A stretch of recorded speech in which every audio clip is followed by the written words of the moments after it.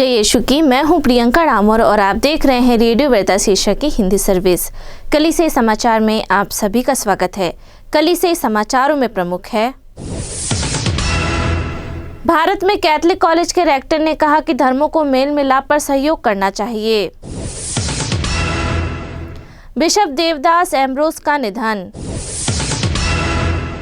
चक्रवात रेमल के कारण भारी बारिश के कारण कम से कम 24 लोगों की मौत हो गई। चर्च द्वारा संचालित स्कूलों पर अधिक फीस वसूलने के लिए कार्रवाई की जाएगी। भारत सरकार ने संघर्षग्रस्त पूर्वोत्तर में शांति के लिए कदम उठाने की योजना बनाई।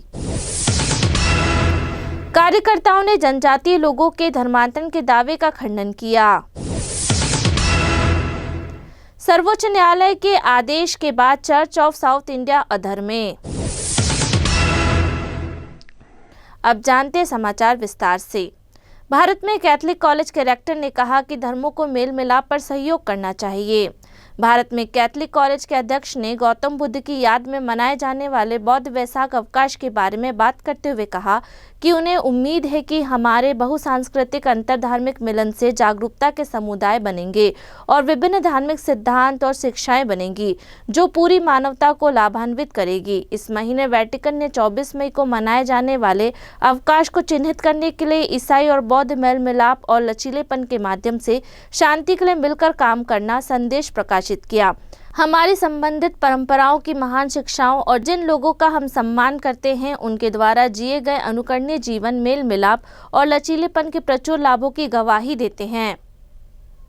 बिशप देवदास एम्ब्रोस का निधन। तमिलनाडु के तंजावुर के बिशप एमेटिस देवदास एम्ब्रोस मरियाडोस का 26 मई को दोपहर 12:50 तंजावुर के अवर लेडी ऑफ हेल्थ हॉस्पिटल में निधन हो गया।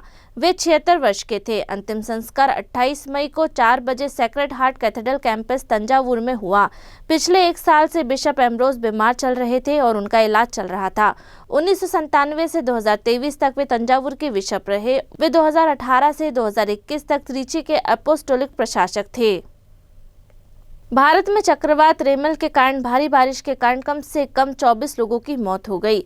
भारत के पूर्वोत्तर क्षेत्र में चक्रवात रेमल के कारण भूस्खलन और अचानक आई बाढ़ में कम से कम 24 लोगों की मौत हो गई, जिसके कारण चर्च समूहों को राहत कार्य में सरकारी एजेंसियों के साथ शामिल होना पड़ा।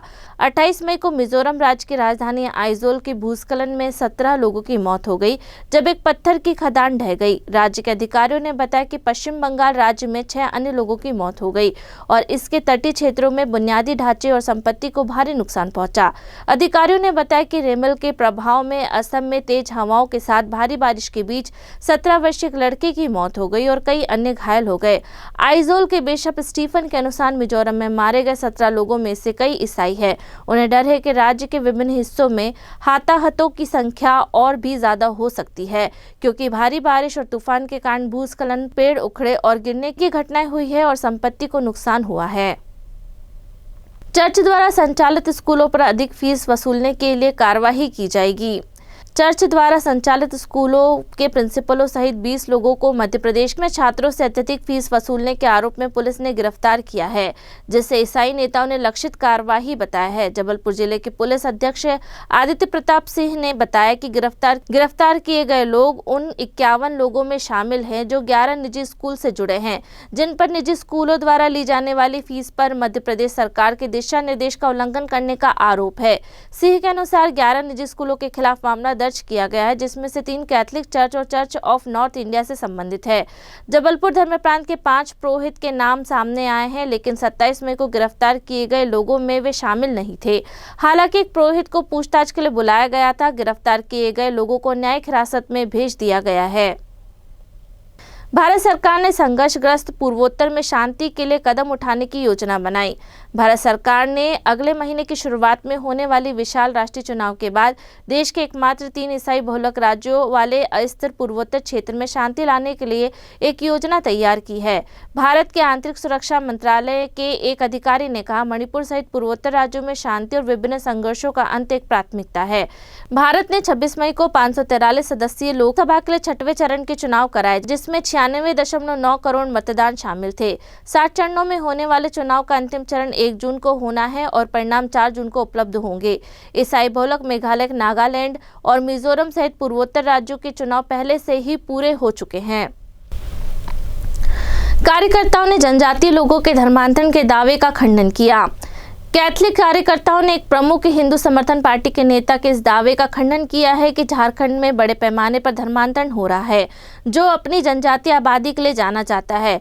पूर्वी झारखंड राज्य की जनजातीय सलाहकार समिति के पूर्व सदस्य रतन तिर्की ने कहा, मुझे 100% यकीन है कि हिंदू धर्म या किसी अन्य धर्म से ईसाई धर्म में कोई धर्मांतरण नहीं हुआ है, जहां आदिवासी लोग आबादी का 26% से अधिक हिस्सा है। उन्होंने कहा कि हम स्थानीय प्रशासक के संपर्क में हैं, क्योंकि नियमों के अनुसार धर्म परिवर्तन के लिए प्रशासन की पूर्व अनुमति लेनी होती है।